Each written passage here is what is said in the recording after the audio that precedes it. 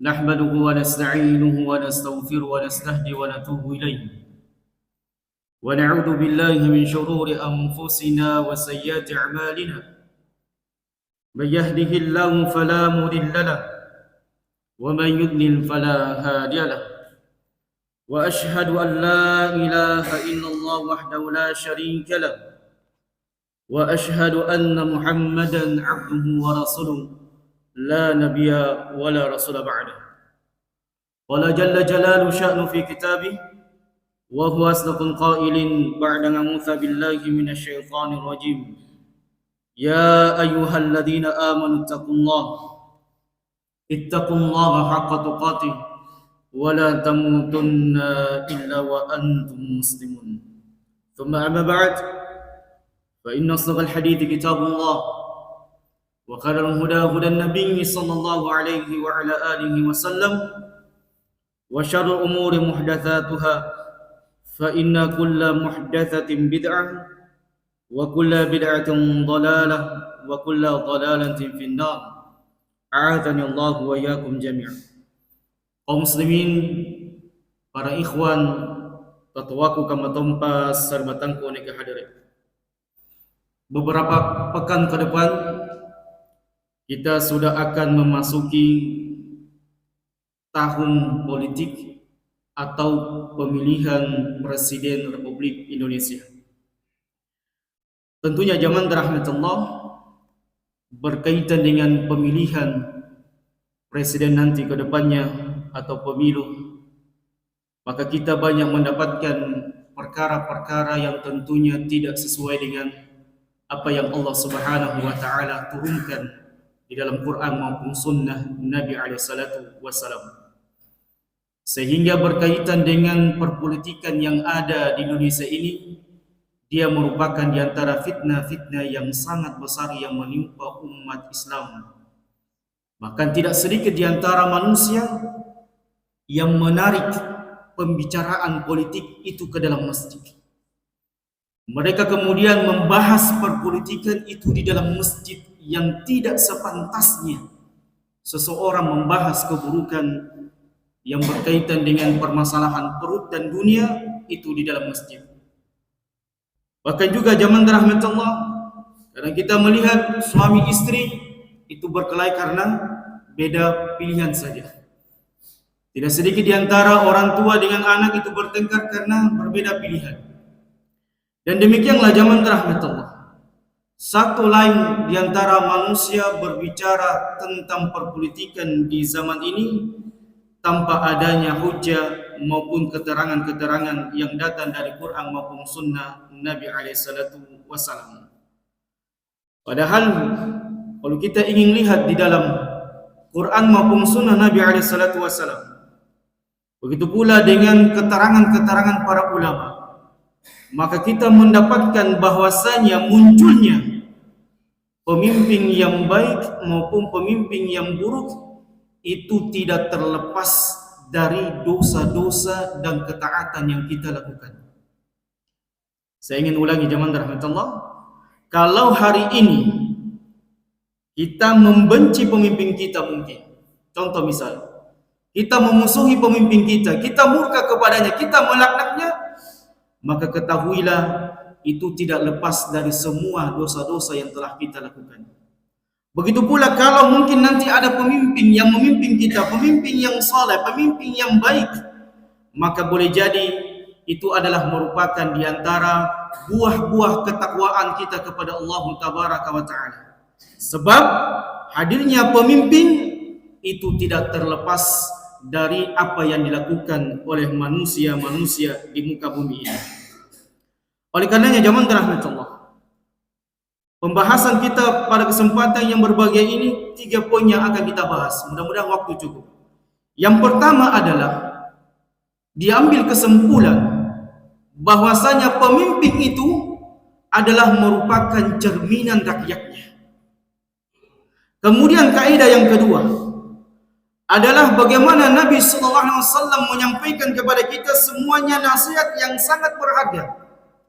Ketika kita dipimpin pemimpin yang zalim atau pemimpin yang rusak, maka bagaimana kita menghadapi pemimpin tersebut?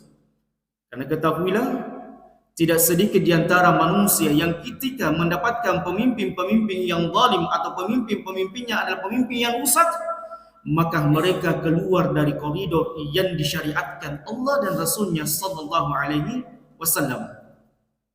Kalau amalan berkaitan dengan WC saja, Nabi sallallahu alaihi wasallam ajarkan kepada kita, misalnya kalau kita masuk WC bagaimana adab-adabnya, apa doa-doanya, tata keramanya ketika kita misalnya cebok, itu diajarkan oleh Nabi sallallahu alaihi wasallam.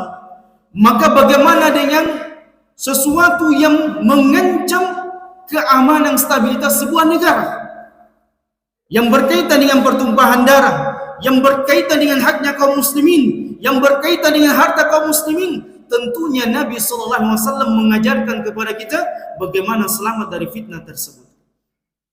Karena kita sudah paham dan sebutkan tadi bahwasanya perpolitikan dewasa ini itu adalah merupakan diantara isyarat yang disebutkan Nabi SAW dalam banyak hadisnya, dan termasuk fitnah yang menimpa umat ini. Kemudian yang ketiga, zaman rahmatullah, amalan-amalan apa yang dianjurkan oleh Allah Tabaraka wa Ta'ala, begitu pula dengan Nabi SAW ketika banyak manusia terjatuh dalam fitnah. Apa yang disampaikan Nabi SAW kepada kita ketika banyak orang berbicara tentang fitnah? Orang nimbrung di dalam fitnah. Maka ketahuilah zaman rahmatullah, tidak ada yang selamat dari fitnah ini sampai datangnya hari kiamat, kecuali mereka yang memegang teguh ajaran-ajaran dari Allah Tabaraka wa Ta'ala dalam Quran. Begitu pula dengan sunnah Nabi SAW. Para ulama kemudian mengatakan, innaha sunnatun rabbaniyatun kauniyatun syar'iyyatun, fal muluku wal ru'asa wal umara wal mudirimuna kullu ulaika suratun wa inkasu li'amalina. Kata para ulama, telah menjadi sunnatun kauniyah atau ketetapan Allah Tabaraka wa Ta'ala di bumi ini. Maka semua raja-raja yang ada, begitu pula dengan presiden-presiden yang telah terpilih, pemimpin-pemimpin yang dilantik, begitu pula dengan mudir-mudir yang ada di antara kita, maka semuanya mereka ini muncul, hadir di tengah-tengah kita, itu karena disebabkan amalan-amalan kita sendiri. Kemudian kata para ulama, wa kama naqulu yuwalla alaina, sebagaimana sebuah kaidah kehidupan yang Allah berikan kepada kita, dan kaidah ini sudah dikenal sejak zaman dahulu kala. Sebagaimana kita melakukan perbuatan di dunia ini, maka sesungguhnya pemimpin yang akan memimpin kita tidak jauh beda dengan perbuatan-perbuatan yang kita lakukan. Ini harus dicamkan zaman rahmatullah. Kemudian disebutkan sunnatullahi allati qad khalat min qabl walan tajida li sunnatillahi tabdila. Allah Subhanahu wa taala mengatakan sunnatullah itu adalah merupakan ketetapan takdir yang Allah berikan kepada umat manusia, dan sesungguhnya takdir ini tidak akan pernah kita dapatkan perubahan dalam kehidupan kita. Oleh karenanya zaman rahmatullah, Imam Abu Bakar At-Turtusi Al-Maliki mengatakan, yang beliau wafat pada tahun 510, beliau kemudian mengatakan dalam kitabnya Sirajul Muluk, beliau kemudian mengatakan, lam azal asman nas yaqulun a'malukum a'malukum, sesungguhnya kami senantiasa mendengarkan manusia berkata, apa yang kalian perbuat, maka demikianlah pemimpin-pemimpin kalian akan memperbuat apa yang kalian perbuat. Apa yang kita lakukan zaman rahmatullah merupakan di antara dosa-dosa yang dilakukan oleh umat manusia. Kekufuran-kekufuran yang mereka lakukan, bid'ah-bid'ah yang mereka lakukan, kesyirikan-kesyirikan yang mereka lakukan. Bahkan ketahuilah, kaum muslimin yang meninggalkan solat 5 waktu di tempat ini atau di tempat yang lainnya, maka sesungguhnya inilah penyumbang, saya ingin ulangi, inilah penyumbang akan munculnya pemimpin kita ke depan, seperti itu yang dilakukan oleh orang-orang di saat kita sekarang ini. Makanya kalau banyak orang mencela pemimpinnya, banyak orang kemudian mencaci pemimpinnya, banyak kemudian menghina pemimpinnya, kata para ulama, karena sesungguhnya dia telah mencaci, menghina dirinya sendiri. Allah Subhanahu wa taala mengatakan, kemudian Abu Bakar At-Turtusi mengatakan, ila an dhafartu bihadzal ma'na fil Quran, sampai saya mendapatkan makna ini di dalam Quran. Penegasannya Allah taala mengatakan, wa kadzalika nuwalli ba'dadh dhalimina ba'dhan, demikianlah kami jadikan pemimpin untuk rakyat yang zalim, Allah jadikan pemimpin untuk mereka pemimpin yang zalim.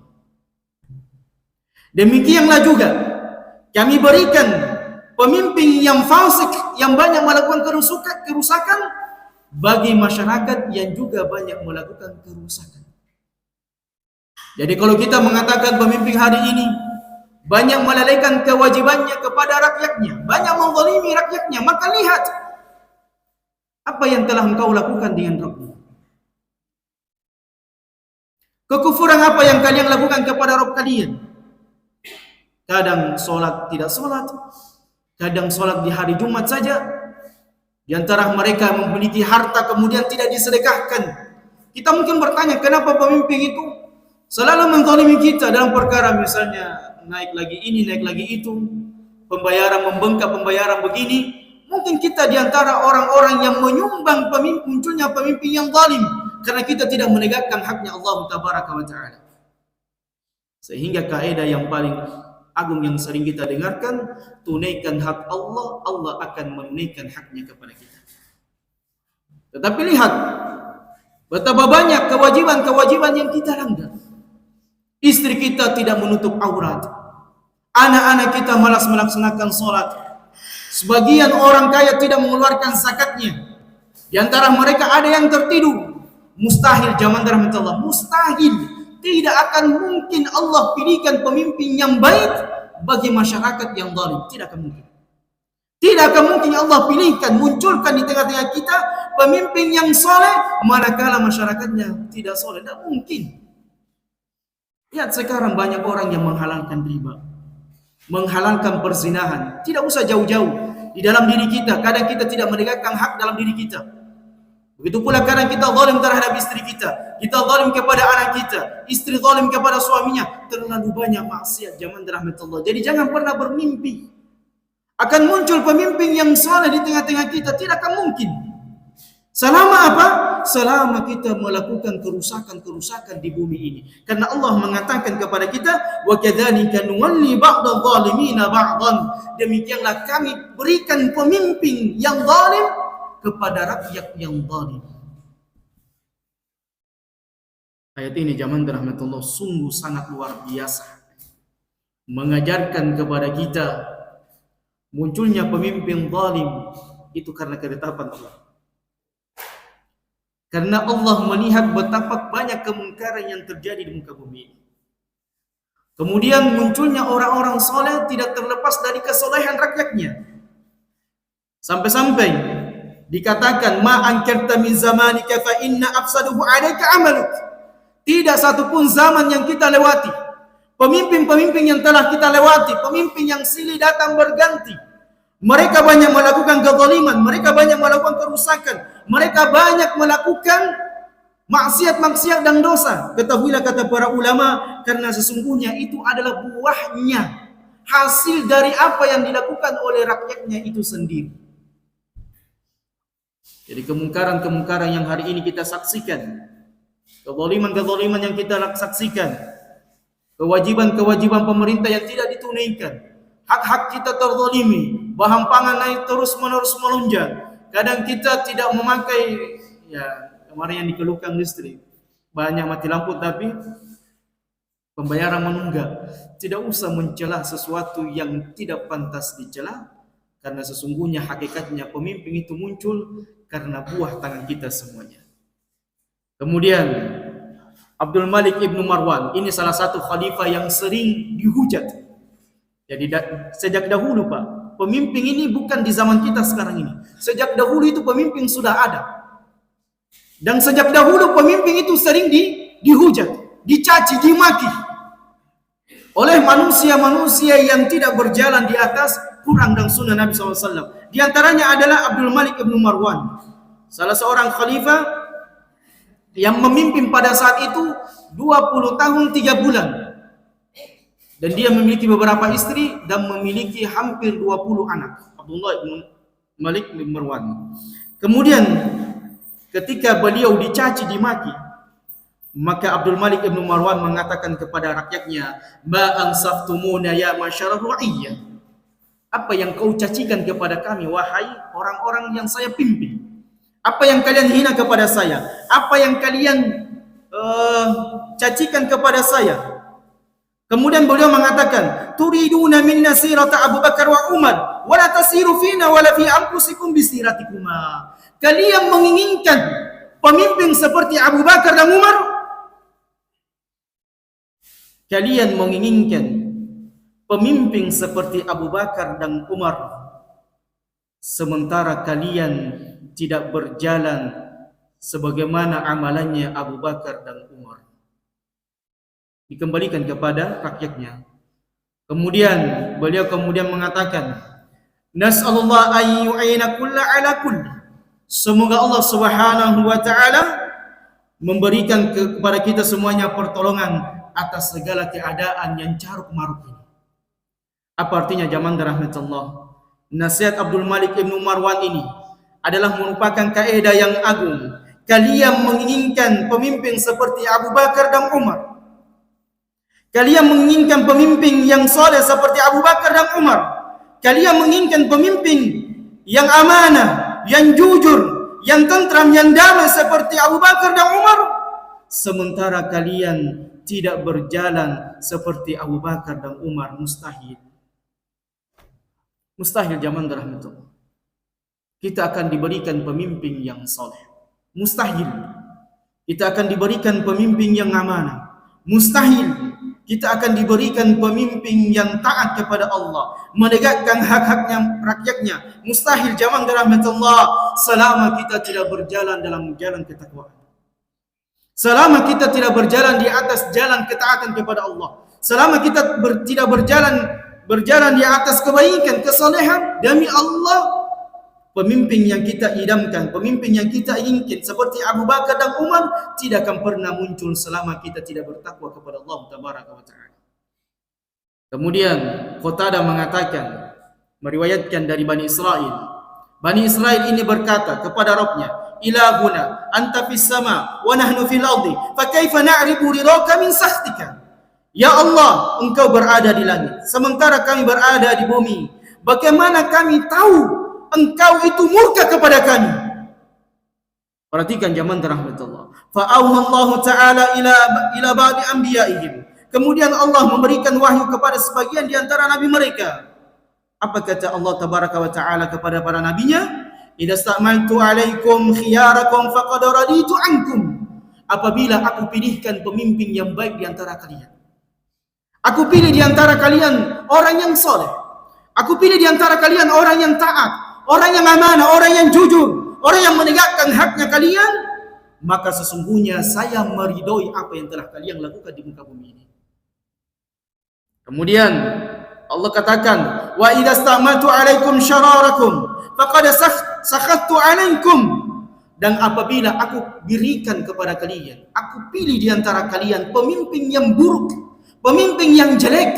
Bahkan Nabi SAW mengatakan seburuk-buruk pemimpin adalah pemimpin yang kalian laknat dia, kalian doakan kecelakaan kepada dia, dan dia pun mendoakan kepada kalian kecelakaan dan melaknat kalian. Tidaklah muncul pemimpin seperti ini, kata Allah. Allah pilihkan buat kita, Allah munculkan di hadapan kita, kecuali karena amalan-amalan kita ini dimurkai Allah Jalla Jalaluhu. Luar biasa jamaah rahmatullah, berkaitan dengan pemilihan pemimpin. Jadi siapapun nanti yang memimpin itu adalah cerminan rakyatnya. Siapapun nanti 3 orang ini yang terpilih. Yang pertama, antum harus ketahui, siapapun memimpin itu bukan karena keinginannya sendiri, karena takdir. Allah yang menentukan. Qulillahul malikal mulki tu'til mulka man tasha.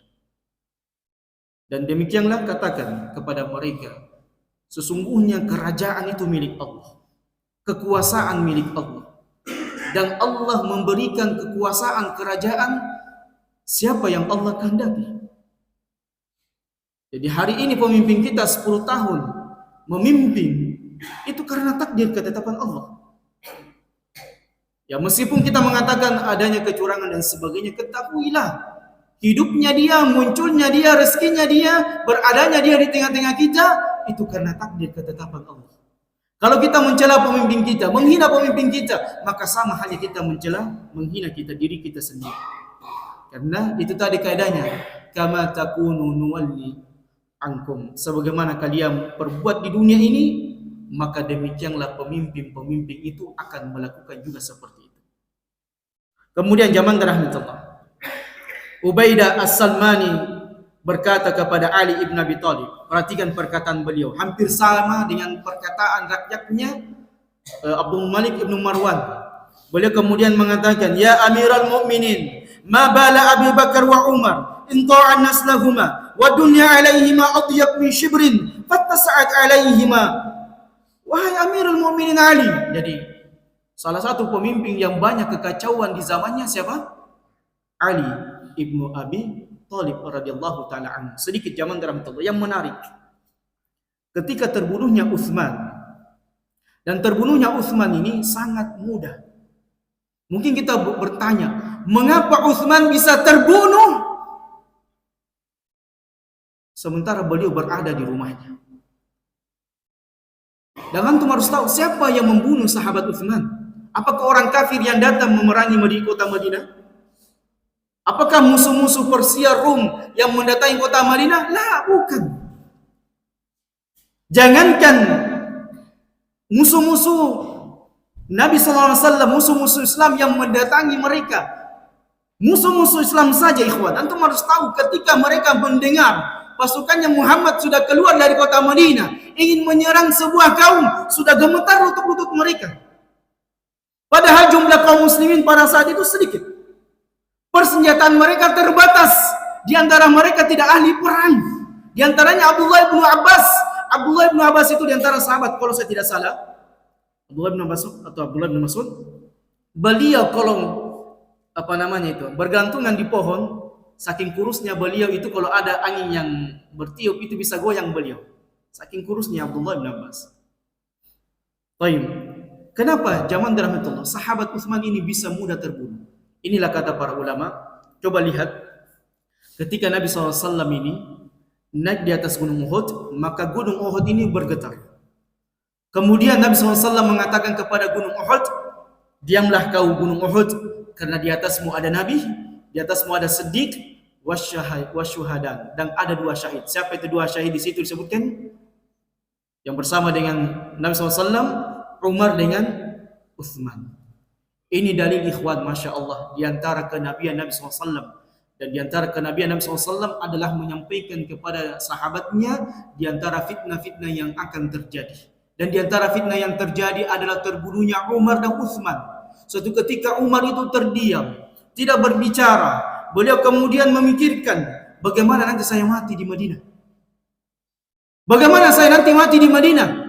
Sampai-sampai sahabatnya melihat Umar termenung, teringat dengan hadis Nabi SAW ketika di Gunung Uhud, dikabarkan beliau akan mati syahid dalam keadaan terbunuh. Maka kemudian sahabatnya bertanya kepada Umar, bagaimana mungkin engkau akan mati di kota Madinah?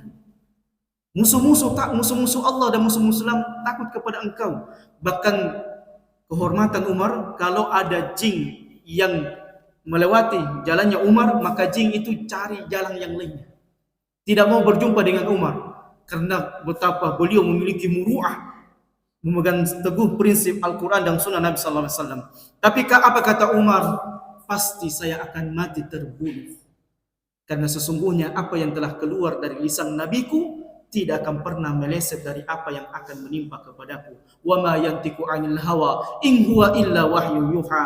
Tidaklah satu pun yang keluar dari lisannya Nabi SAW melainkan wahyu yang Allah wahyukan kepadanya. Lihat zaman rahmatullah, betapa Umar ini tunduk dengan wahyu. Beliau ketika memegang dunia pada saat itu Di zamannya Umar ditaklukkan kota Palestina. Di zaman Umar banyak negeri-negeri yang ditaklukkan. Musuh-musuh Islam dan kaum muslimin, orang-orang muslim itu takut kepada Umar dan pasukan Umar. Bersamaan dengan itu Umar yakin saya akan mati terbunuh. Dan betul, yang membunuh Umar siapa? Abu Lu'lu' al-Majusi, seorang Persia, budak Persia yang berasal dari negeri Iran yang menusuk Umar ibn Khattab. Begitu pula dengan Utsman. Kita kembali kepada sahabat Utsman. Kenapa sahabat Utsman begitu mudahnya terbunuh? Karena zaman rahmatullah, sebelum terbunuhnya sahabat Utsman, fitnah-fitnah sudah digembosi oleh siapa yang mengembosi fitnah ini? Antum tahu? Salah satu fitnah yang pernah muncul di tengah-tengah umat kaum muslimin yang mereka pura-pura masuk ke dalam Islam untuk merusak barisan kaum muslimin. Singkat cerita zaman rahmatullah, ketika fitnah ini telah digembosi, yang pertama, Utsman melakukan yang namanya nepotisme. Jadi tuduhannya kepada Utsman melakukan nepotisme. Kemudian yang kedua, diisukan bahwasanya sahabat Utsman tidak ikut jihad pada saat itu. Ada satu jihad yang beliau tidak ikuti. Kemudian yang ketiga, sahabat Utsman tidak membaiat kepada Nabi SAW di sebuah baiat yang sangat agung. Maka tiga fitnah ini zaman rahmatullah selalu digembosi orang-orang munafik. Tiga fitnah ini yang sering disampaikan oleh orang-orang munafik, dan antum harus ketahui, orang-orang munafik, orang-orang yang suka menggembosi kaum muslimin sejak dahulu sampai sekarang itu terus ada. Untuk apa? Untuk merusak kaum muslimin, untuk menghancurkan kaum muslimin dari dalam, untuk melakukan kerusakan, permusuhan di antara kaum muslimin. Karena kenapa? Hari ini kaum muslimin mudah untuk dicerai beraikan, mudah diprovokasi. Sedikit-sedikit berita yang dia dapat disebar, padahal belum tentu kebenarannya. Inilah hari ini kaum muslimin. Mereka adalah orang-orang yang tergesa-gesa dalam pemberitaan. Setiap hoax atau berita yang mereka dapatkan di-share. Maka zaman rahmatullah, perkara seperti ini tidak boleh ada pada diri seseorang beriman. Ketika ada berita, ketika ada sesuatu yang disampaikan, maka dia meng-cross check apa benar atau tidak berita ini. Kemudian ketika dia melihat berita ini benar, apa yang dia lakukan? Ini penting zaman rahmatullah, supaya apa? Kita tidak terjatuh dalam sebuah perkara yang sia-sia. Kita tidak terjatuh dalam sebuah perkara yang tidak ada manfaatnya. Kita tidak supaya kita tidak terjatuh dalam perkara yang membuat Allah semakin murka kepada kita. Baik. Kemudian sahabat Utsman ini, ketika sahabat yang lainnya, apakah para sahabat yang lainnya itu tidak membela sahabat Utsman? Tidak, zaman rahmatullah. Justru semua kibarnya para sahabat mendatangi Utsman dan kemudian mengatakan, "Ya Utsman, perintahkan kepada kami untuk menghancurkan orang-orang seperti ini yang ingin yang ingin mengkudeta, yang ingin mengambil posisimu, yang ingin melengsar kamu." Kemudian di antara sahabat datang kepada Utsman dan mengatakan, "Ya Utsman, bergeserlah engkau dari kepemimpinan ini. Turunkan jabatanmu, tinggalkan jabatanmu ini, karena masyarakat zaman rahmatullah itu kalau sudah berkumpul seperti demonstrasi, ingat, demonstrasi itu tercelah dalam syariat. Demonstrasi itu zaman rahmatullah, awal terbunuhnya Utsman membuat manusia itu berkumpul dalam sebuah tempat yang banyak. Ini kondisinya sangat berbahaya, seperti yang terjadi di sahabat Utsman. Jadi manusia sudah berkumpul mengelilingi rumahnya sahabat Utsman, sudah berhadapan zaman rahmatullah. Dua pasukan besar, satu kelompok kaum muslimin yang sudah menghunuskan pedangnya, yang sudah siap membunuh sahabat Utsman. Insyaallah fitnah ini ikhwan sampai akan terjadi hari kiamat. Kata Nabi SAW, tidaklah pedang ini dihunuskan, pedang itu dilepaskan dari sarungnya, pedang ini diangkat oleh seseorang yang ingin memberontak kepada pemimpinnya, ingin mengkudeta pemimpinnya, ingin menggulingkan pemimpinnya. Kata Nabi SAW, pedang ini tidak akan pernah kembali ke sarungnya sampai datangnya hari kiamat kelak. Dan betul zaman rahmatullah, kehancuran negeri kaum muslimin diantara bentuknya adalah pemberontakan. Bahkan pernah kita, waktu pemulihan 2019 kalau salah, kaum muslimin yang besar sudah berhadapan. Andaikan fitnah ini berkobar, di antara manusia, dai-dai yang menyuruhkan jihad. Naudzubillah, ini bahayanya Pak. Kalau ada dai yang suka memprovokatori masyarakat, ini sangat berbahaya. Apalagi bahasa-bahasa kotor ini, bahasa-bahasa menggulingkan pemerintah, itu disampaikan di masjid. 2019 zaman rahmatullah sudah diserukan jihad melawan kaum muslimin. Bagaimana ceritanya? Ini naudzubillah kalau berkumpul dua kelompok, dan pernah terjadi kan? Sudah berhadapan kaum muslimin dengan kaum muslimin yang lainnya. Andaikan peperangan ini terjadi, naudzubillah, berapa nyawa kaum muslimin yang harus tertumpahkan dan sudah tertumpah.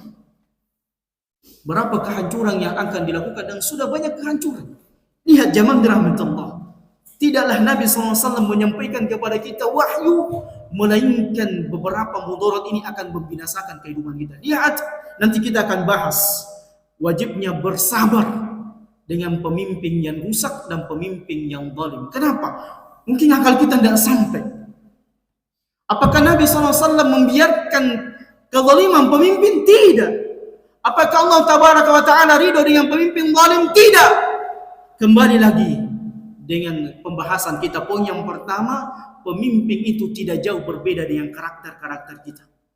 Pemimpin hari ini yang memimpin kita tidak jauh dari perilaku kita.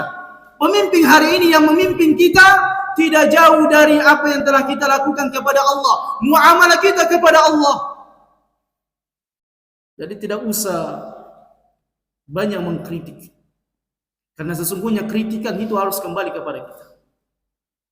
Karena Allah mengatakan, demikianlah kami berikan pemimpin yang zalim bagi masyarakat yang zalim. Pemimpin yang rusak bagi rakyat yang rusak. Pemimpin yang tidak menegakkan haknya kepada rakyat yang tidak menegakkan haknya Allah Tabaraka wa Ta'ala. Tidak jauh zaman rahmatullah. Kemudian singkat cerita, ketika sahabat ini sudah meminta perintah kepada Utsman, izinkan kami untuk menghancurkan orang-orang seperti ini.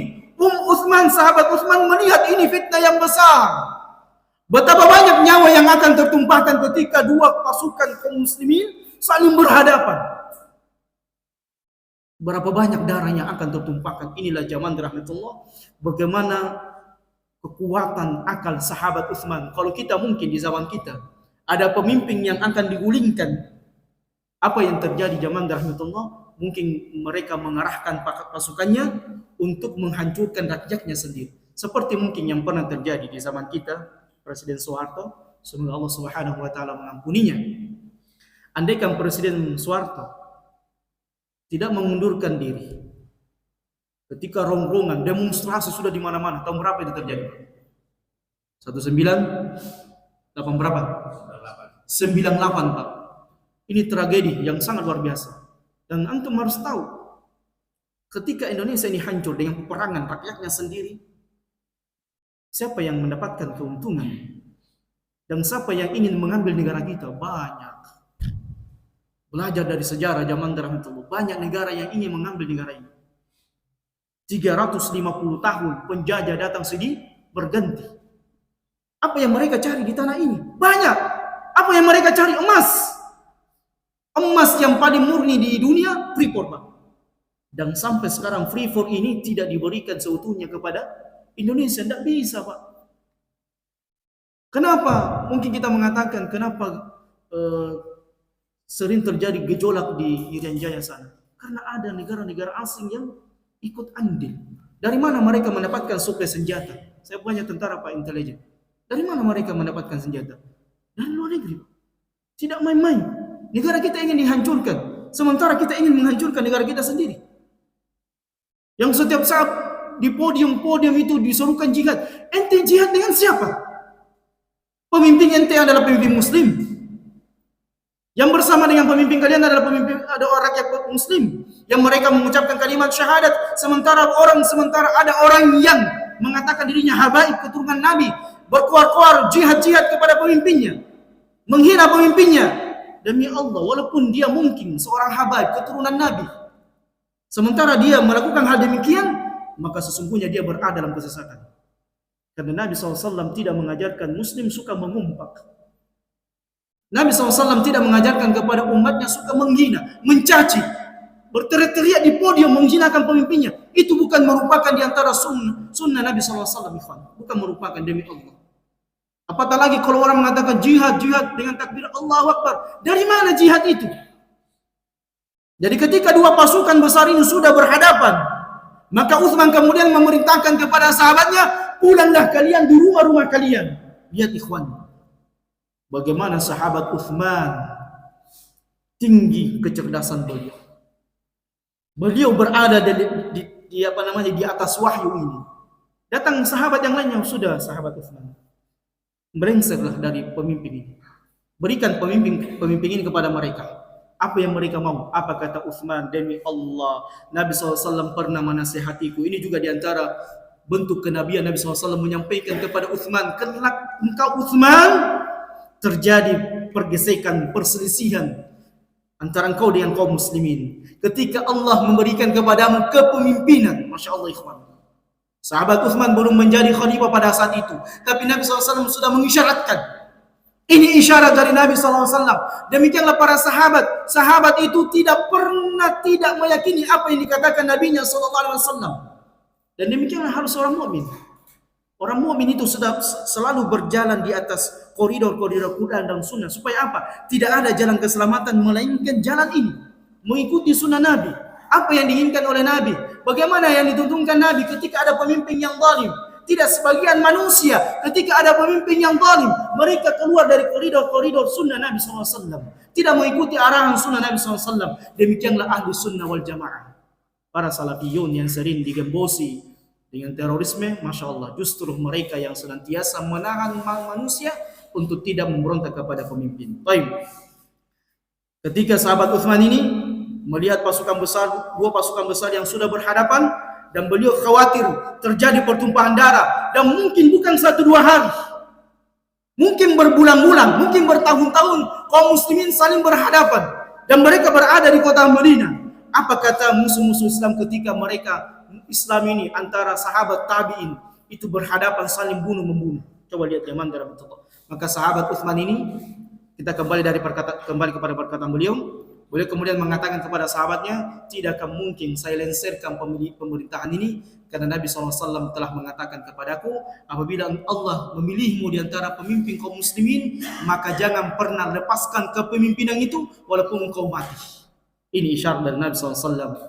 Dan demikianlah jamaah rahmatullah, nasihat Nabi SAW ini kepada pemimpin kaum muslimin. Ketika ada pemimpin sah dan ada orang yang ingin memberontak, mengkudetanya, maka berdiri di barisan pemimpin yang sah walaupun zalim, walaupun fasik, untuk menghancurkan masyarakat yang ingin mengkudeta. Ini diantara merupakan tuntunan Nabi SAW.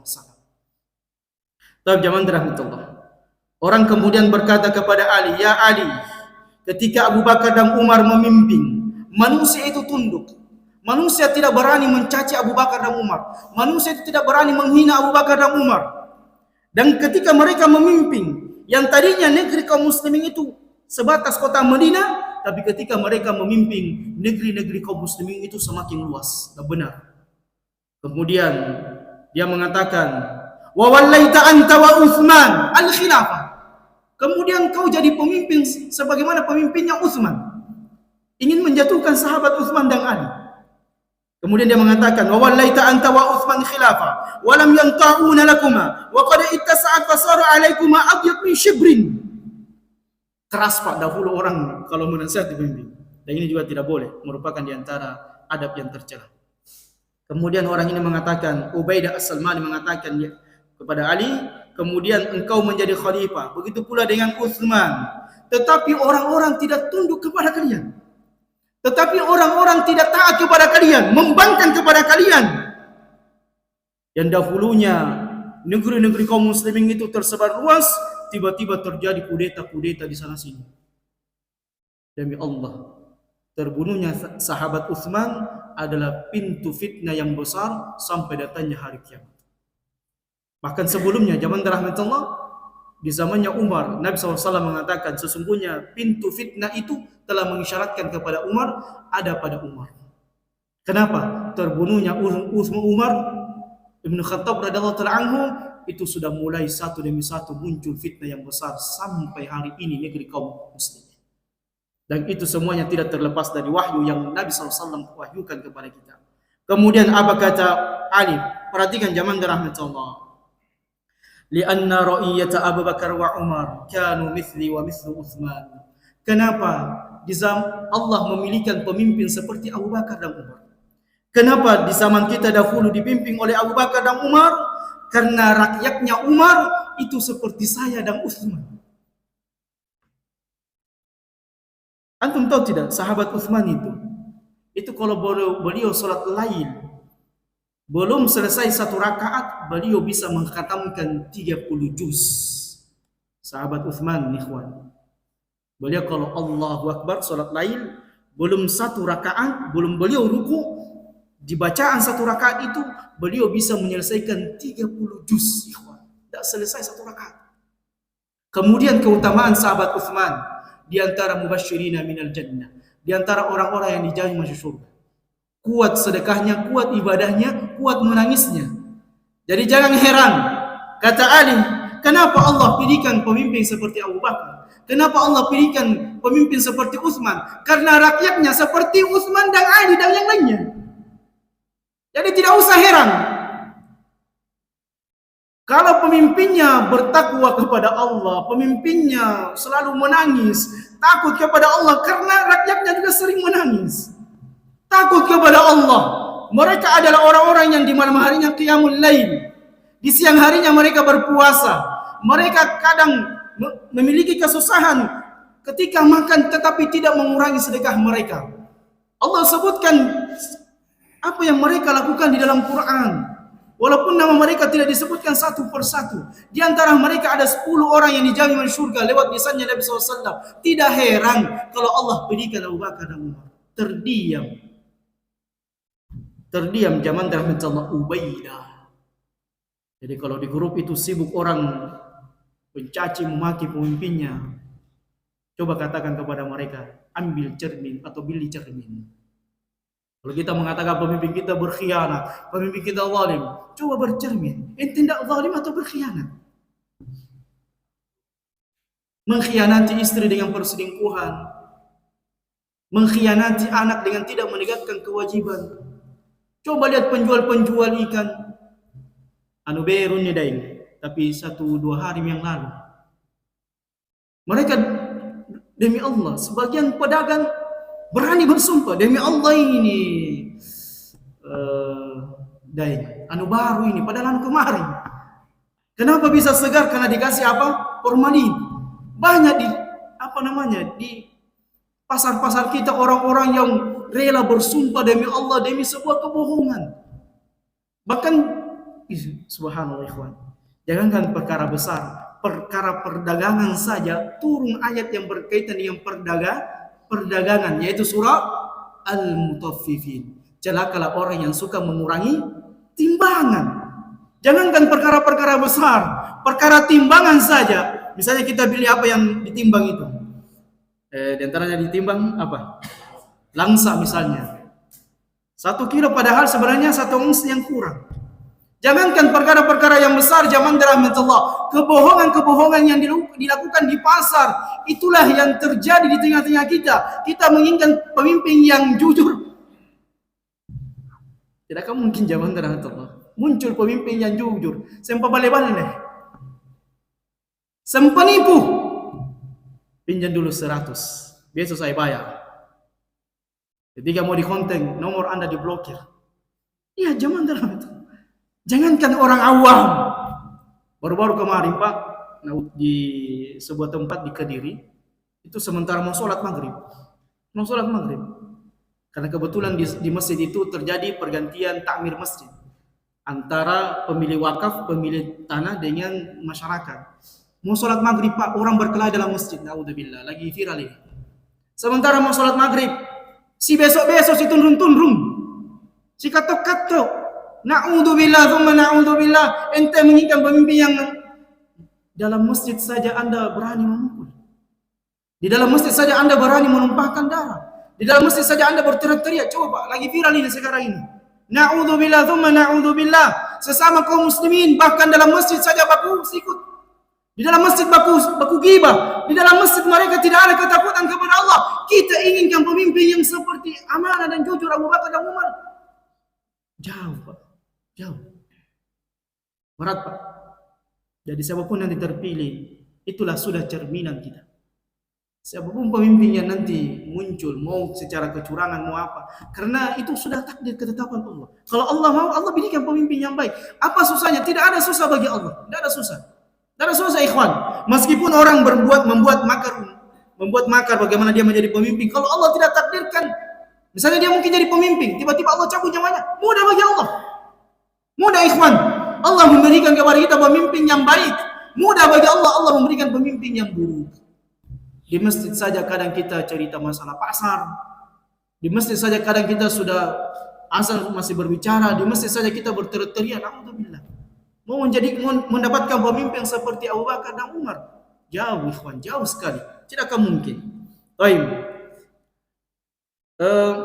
Muhammad ibn Yusuf satu ketika saudaranya ini mengadukan kepada beliau betapa kejamnya pegawai-pegawai negeri di zaman beliau. Jadi pegawai negeri itu Pak, bukan di sekarang ini kita kenal pegawai negeri. Sudah ada pegawai negeri di zamannya siapa? Muhammad ibn Yusuf. Itu orang dipekerjakan pemerintah untuk melayani masyarakat. Kemudian Muhammad ini punya teman mengadukan kepada Muhammad ibn Yusuf bagaimana kejamnya pegawai-pegawai negeri dahulu. Dulu Pak, Hajjaj ibn Yusuf, saya akan kisahkan sedikit. Hajjaj ibn Yusuf ini di antara pemimpin yang pernah ada dan banyak menumpahkan darah kaum muslimin. Tidak main-main Pak. Hajjaj ibn Yusuf ini digelari dengan as-saffah oleh para ulama di zamannya. Apa yang dimaksud dengan saffah? Suka menumpahkan darah. Jadi kalau ada orang yang bicaranya keras sedikit dengan bahasanya, nak algoyonya kisos, dipotong lehernya Pak. Hajjaj ibn Yusuf, pemimpin yang pernah ada, pemimpin yang sangat kejam. Tidak main-main, penenakan anak bunuh. Tidak ada pilih merek dia. Mau ulama, mau orang soleh, kalau didapatkan dia membangkang kepada Hajjaj ibn Yusuf, disikat, dihabisi Pak Hajjaj ibn Yusuf. Sampai-sampai disebutkan Hajjaj ibn Yusuf ini di antara pemimpin zalim yang pernah ada di tengah-tengah kaum muslimin, karena dia mudah dan gampang menumpahkan darah kaum muslimin. Satu ketika Muhammad ibn Yusuf ini punya teman, dia mengirimkan surat. Dia mengeluhkan kepada Muhammad ibn Yusuf betapa kejamnya pekerja-pekerja di tempatnya. Maka beliau kemudian membalas suratnya. Dahulu tidak ada SMS Pak, tidak ada WA. Orang pakai surat, berbulan-bulan baru sampai, berpekan-pekan baru sampai. Maka Muhammad ibn Yusuf mengatakan kepadanya, kataba ilaihi Muhammad ibn Yusuf, ballaghani kitabaka wa tadhkuru ma antum fihi wa laysa yanbaghi liman ya'malul ma'siyah ay yunkirul 'uquba wa lam ara ma antum fihi illa min syu'mi dhunub wassalam. Apa kata Muhammad ibn Yusuf? Perhatikan jamaah rahmatullah. Sesungguhnya telah sampai kepadaku suratmu. Engkau mengeluhkan di dalam suratmu itu apa yang kau keluhkan berkaitan dengan pemimpin kalian, pegawai-pegawai kalian yang sangat bengis dan kejam. Apa kata Muhammad ibn Yusuf? Walaysa yanbaghi liman ya'malul ma'siyah ay yunkirul 'uquba. Tidak patut orang yang banyak bermaksiat itu berkeluh kesah dengan hukuman-hukuman yang Allah berikan kepada mereka.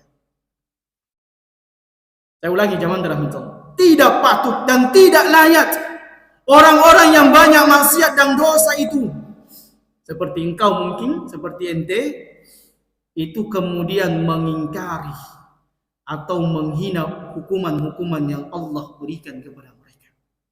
Apa artinya jamaah rahmatullah?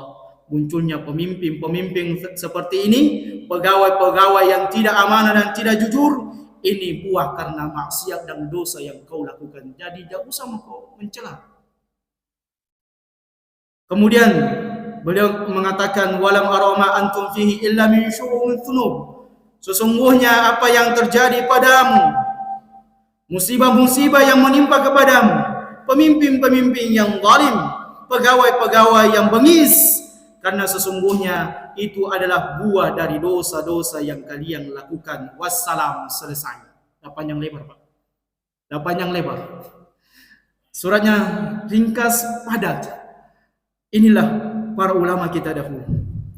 Kalau ada musibah yang menimpa suatu kaum, selalu dikembalikan kepada dosa dan maksiat yang mereka lakukan. Allah mengatakan, ma asabakum min musibatin Fabima kasabat aydikum. Sesungguhnya tidaklah menimpa musibah, dan termasuk munculnya pemimpin yang zalim itu musibah. Allah timpakan kepada kita tidak lepas dari karena dosa maksiat yang kita lakukan. Tidak akan pernah lepas zaman rahmatullah. Kemudian dalam sanad yang baik, Mansur ibn Aswam kemudian mengatakan, Sa'altu A'mash an qawlihi ta'ala wa kadzalika nuwalli ba'd adh-dhalimin ba'dha ma sami'tum yaquluna fi qala sami'tuhum yaqulun idza fasada an-nas ummira 'alaihim shararuhum. Mansur ibn Aswad berkata kepada A'mash, bagaimana tafsirannya firman Allah, wa kadzalika nuwalli ba'd adh-dhalimin ba'dha, dan demikianlah kami berikan pemimpin yang zalim bagi rakyat yang zalim. Bagaimana terjemahannya menurut kalian? Bagaimana terjemahannya menurut para ulama? Maka beliau kemudian mengatakan, apabila manusia sudah rusak, maka mereka akan diberikan pemimpin-pemimpin yang buruk di tengah-tengah mereka. Lihat sholat 5 waktu, ikhwan, tidak usah kemaksiatan. Sholat 5 waktu. Ketika azan dikumandangkan, berapa orang yang memenuhi panggilan?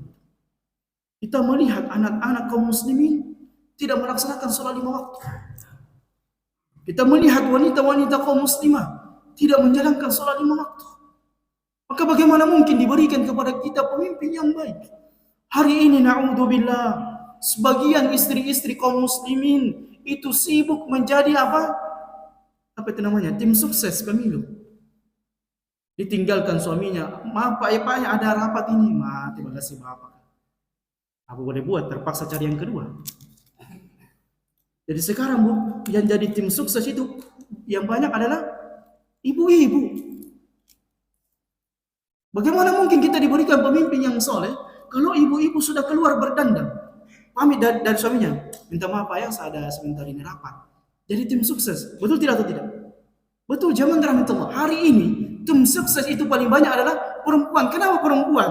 Kenapa Pak perempuan selalu menjadi tim sukses dibandingkan dengan laki-lakinya? Kenapa? Ada yang tahu? Yang pertama, perempuan itu cerewet. Kemudian yang kedua, pemimpin itu pandai menggoda. Yang bahaya kalau berlanjut nanti, habis pemilu berlanjut, ini bahaya. Lihat zaman rahmatullah, keluar berdandan, memakai wewangian, joget-joget, na'udzubillah, tsumma na'udzubillah. Ente berteriak-teriak pemimpin yang soleh dan amanah. Tidak akan mungkin. Tidak akan mungkin. Wanita yang keluar tidak dalam keadaan uzur yang besar, wanita yang keluar dari rumahnya meninggalkan suaminya, wanita yang keluar bertabarruj berdandang, maka suaminya akan menanggung di antara dosa-dosa yang dilakukan oleh istrinya. Lihat zaman rahmatullah. Betapa hari ini banyak anak-anak kita lihat, masih tidur anakku pagi hari. Mungkin sampai jam ini masih tidur, tidak sholat subuh. Betapa banyak orang-orang yang bangun pagi tidak sholat subuh, pergi jogging. Betapa banyak orang yang melalaikan kewajibannya kepada Allah. Kita menginginkan pemimpin yang saleh, tidak akan mungkin, tidak akan mungkin. Jauh zaman rahmatullah. Apa kata Al-Amas, idza fasada an-nas ummir alaihim syararahum. Apabila manusia telah rusak dan kita sekarang sudah rusak. Banyak kaum muslimah yang tidak berhijab, perzinahan di mana-mana, pelacuran di mana-mana, riba merajalela, kebohongan setiap hari kita lakukan, apalagi maksiat mata, masya Allah ikhwan. Maksiat ini sudah merajalela, maksiat ini merata. Kemudian boleh mengatakan pasti akan diberikan pemimpin-pemimpin yang terburuk di tengah-tengah mereka. Tidak akan mungkin tidak. Tidak akan mungkin tidak ikhwan. Kemudian Razi berkata dalam tafsirnya Mafatihul Ghaib, al-ayat tadullu ala anna ra'iyya mata kanu zalimina fallahu ta'ala yusallitu alaihim zaliman mithluhum. Maka ayat ini menunjukkan ketika masyarakat itu mereka zalim kepada Allah, tidak menegakkan haknya Allah, bahkan tidak sedikit kemudian membangkang di hadapan Allah, sombong di hadapan Allah, mereka tidak melaksanakan kewajiban-kewajiban mereka, mereka banyak melakukan maksiat kepada Allah, mereka zalim kepada sang penciptanya, maka pasti Allah berikan kepada mereka pemimpin yang zalim sama seperti dengan mereka. Masya Allah ikhwan, ini banyak sekali kaidah-kaidah Quran dan Sunnah, kaidah kehidupan mengajarkan kepada kita. Tidak usah jauh-jauh ikhwan, dalam rumah tangga saja. Kalau kita mendapatkan istri kita tidak taat, istri kita ini bawel, istri kita ini merendahkan suaminya, adapun juga anak tidak mentaati orang tuanya, bapaknya khususnya, anak ini membangkang, tidak mendengar bapaknya, maka boleh jadi ada maksiat dosa yang dilakukan oleh seorang bapak dan suami sehingga istri dan anaknya tidak taat kepadanya.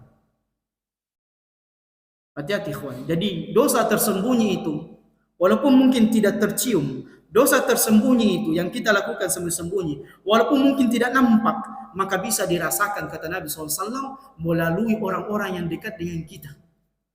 Tiba-tiba istri kita marah, tiba-tiba istri kita ini membangkang, tiba-tiba anak kita tidak mendengarkan kita, tiba-tiba kendaraan ini sering macet-macet. Kata Nabi SAW, itu mungkin diantara buah karena maksiat dan dosa yang kita lakukan. Itu masih dalam rumah tangga kita. Maka bagaimana ini orang serentak? Na'udzubillah. Orang-orang serentak melakukan maksiat. Jogging di lapangan, perempuan laki-laki, perempuan memakai pakaian tapi hakikatnya telanjang. Mereka kemudian menampakkan aurat-aurat mereka. Kemudian diperbankan. Tiap hari kita lihat orang mengambil kredit, menghalalkan kredit rumah, kredit kendaraan. Mereka menghalalkan apa yang Allah haramkan. Na'udzubillah, tsumma na'udzubillah. Kemudian perzinahan, kemudian alat-alat musik. Sebagian dai-dai menghalalkan musik padahal Nabi SAW mengharamkannya. Sebagian dai, orang-orang menghalalkan zina padahal Nabi SAW menghalalkan zina. Di mana ketaatan kepada Allah? Tidakkah mungkin ikhwan? Tidakkah mungkin? Jauh dari apa yang Allah berikan kepada kita. Kemudian ada yang menarik. Ini yang terakhir dari poin yang pertama. Antum bersabar ya, karena masih ada 2 poin. Ini supaya penegasan buat kita. Syekhul Islam Ibnu Taimiyah rahimahullah mengatakan, rusaknya sebuah negeri itu bukan karena semata rusaknya pemimpin-pemimpin di tengah-tengah mereka. Rusaknya sebuah negeri karena 2 rusak, dan kerusakan ini ada pada masyarakat yang lebih banyak. Sehingga dengan keadilan Allah berikan kepada mereka hukuman. Jadi jangan heran, jangan kemudian kita bertanya dari mana pemimpin yang zalim ini muncul. Tiba-tiba ada presiden seperti ini. Tiba-tiba ada pemimpin seperti ini. Dari mana musibah yang ada? Inilah jawaban dari semua kelalaian-kelalaian yang kita lakukan. Sholat 5 waktu yang kita tidak jaga. Apalagi mata yang kita tidak jaga, riba yang merajalela. Jadi jangan kemudian merasa aman. Allah Subhanahu wa taala mengatakan, "Wattaqu fitnatan la tusibanna alladziina zalamu minkum khassah." Ini juga ada yang menarik zaman rahmatullah. Kata para sebagian orang, bagaimana dengan keadaannya orang-orang soleh di tengah-tengah kita? Karena tidak semua orang rusak keadaannya, tidak semua orang buruk keadaannya. Ada juga orang-orang soleh. Kata Nabi SAW dalam sebuah hadisnya yang sangat agung, binasalah dengan keadaan orang-orang yang akan tertimpa dengan fitnah yang besar. Kemudian Aisyah mengatakan, ya Rasulullah, walaupun ada orang-orang soleh di tengah-tengah kita, maka beliau SAW mengatakan, kalau keburukan maksiat dosa ini sudah merajalela, lebih banyak daripada orang-orang soleh di tengah-tengah mereka, maka sungguh musibah ini akan menimpa mereka. Inilah yang Allah sebutkan, wattaqu fitnatan la tusibanna alladziina zalamu minkum khassah. Hendaknya orang itu takut dengan musibah bencana yang Allah timpakan kepada mereka. Karena kenapa? Kalau musibah ini datang, bencana ini datang, tidak hanya menimpa orang-orang yang bermaksiat, tetapi orang-orang soleh di tengah-tengah mereka itu pun merasakan akibat daripada musibah tersebut. Maka zaman rahmatullah, jawaban dari ketika ada orang-orang soleh mendapatkan musibah ini, sebagaimana para nabi dan rasul ketika mereka diperhadapkan dengan pemimpin-pemimpin yang zalim, di antaranya mungkin Nabi Ibrahim ketika berhadapan dengan pemimpin yang zalim, di antaranya Nabi Musa berhadapan dengan Fir'aun. Apakah Allah menghinakan orang soleh? Tidak. Apakah Allah menghalalkan keburukan pemimpin yang zalim? Tidak. Apakah Nabi SAW merekomendasi pemimpin yang zalim? Tidak, jangan rahmatullah. Bahkan Nabi SAW menyebutkan di antara pemimpin-pemimpin yang buruk ini akan ditimpakan musibah bencana dan hukuman yang sangat berat dari Allah Tabaraka wa Ta'ala manakala mereka berbuat zalim, berbuat kerusakan, tidak menegakkan hak rakyat yang mereka pimpin. Inilah yang Allah Subhanahu wa taala sebutkan dalam banyak ayatnya. Di antaranya dalam surah Ar-Ra'd, di antaranya surah Al-Anfal. Di situ disebutkan zaman rahmatullah, Allah tidak akan pernah mengubah suatu kaum sampai mereka mengubah nasib-nasib mereka sendiri. Dijelaskan oleh para ulama, tidak akan mungkin pemimpin-pemimpin saleh itu muncul selama kita tidak berbuat saleh. Tidak akan mungkin. Pemimpin-pemimpin yang adil, yang jujur tidak akan pernah muncul di tengah-tengah kita selama kita tidak jujur dan amanah di hadapan Allah Tabaraka wa Ta'ala. Ini poin yang pertama. Poin yang kedua, jamaah rahmatullah. Ini yang paling penting. Hendaknya seseorang bersabar dengan pemimpin-pemimpin yang zalim. Hendaknya orang ketika mendapatkan pemimpin-pemimpin yang rusak, itu kemudian mereka menahan lisan dan tangan mereka. Nabi SAW mengatakan dalam sebuah hadisnya yang diriwayatkan oleh sahabat mulia di antara imam besar Imam Bukhari dan Muslim. Nabi SAW mengatakan, "Innakum satarawna ba'di athratan al-ikhtisas bihadhi dunyawi wa umurun tunkirunaha." Qalu fama ta'muruna ya Rasulullah? Qala addu ilaihim haqqahum wasallallahu haqqakum. Sesungguhnya kalian akan mendapatkan setelahku banyak kehancuran dan kerusakan di tengah-tengah kalian. Apakah yang berkaitan dengan dunia maupun berkaitan dengan hal-hal yang berkaitan dengan agama kalian. Qalu fama ta'muruna ya Rasulullah? Maka para sahabat mengatakan kepada para sahabat, apa yang kau perintahkan kepada kami ya Rasulullah? Maka Nabi SAW mengatakan, lihat jamaah rahmatullah, dengarkan. Beliau SAW mengatakan, addu ilaihim haqqahum, tegakkan hak mereka atas kalian. Wasallallahu haqqakum, adapun haknya kalian minta kepada Allah Tabaraka wa Ta'ala. Hadis ini mungkin tidak sesuai dengan hawa nafsu tak. Hadis ini mungkin tidak sesuai dengan pikiran tak. Tapi inilah Nabi SAW mengajarkan kepada kita. Kalau ada pemimpin yang zalim, tegakkan haknya dan hak kalian minta kepada Allah. Antara hadis yang mulia dengan hawa nafsu kita. Sebagian orang mungkin tidak membaca hadis ini. Sebagian dai yang mengaku keturunan Nabi mungkin tidak membaca hadis ini. Atau mereka melewatkan hadis-hadis masalah fitnah. Atau mereka menutup mata hadis ini. Bagaimana Nabi SAW mengajarkan kepada mereka solusi ketika ada pemimpin yang buruk. Solusi dari pemimpin yang zalim. Nabi SAW mengatakan, adapun haknya pemimpin, tegakkan. Dan memain zaman rahmatullah, kata para ulama, hadis ini mengajarkan kepada kita, sesungguhnya pemimpin yang Allah munculkan memiliki hak.